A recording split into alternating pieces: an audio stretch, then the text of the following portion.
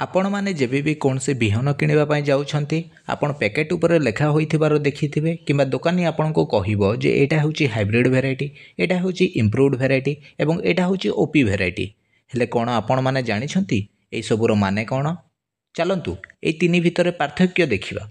Hybrid variety दुईटी अलग अलग गछ जहार गुण सब भल रहिथिबो जेमिति केंडा भल आसुथिबो रोग प्रति सहनशील थिबो मरुड़ी सहनशील होइथिबो एमिति भल भल गुण थिबा गछ दुईटी को रिसर्च माध्यम रे क्रॉस करी वैज्ञानिक माने जो मंजी बाहर करंती ताहाको हाइब्रिड वेराइटी कहा जाय। एहार अमल अधिक आसी थाए तेणु यह कमर्शियल फार्मिंग पई उपयुक्त।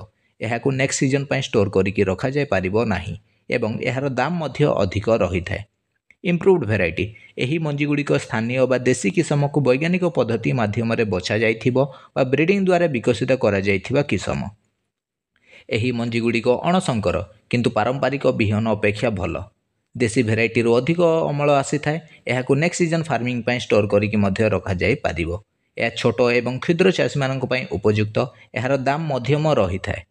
ओपी भेराइटी बा ओपन पॉलिनेटेड भेराइटी जेमिति नाम रे अछि सेमिति एहा ओपन पॉलिनेटेड माने नेचुराली एनवायरनमेंट रे परागण होई थाए। एहाको नेक्स्ट सीजन पई स्टोर करिकि रखा जाय पारिबो एवं एहार दाम मध्य बहुत कम थाए।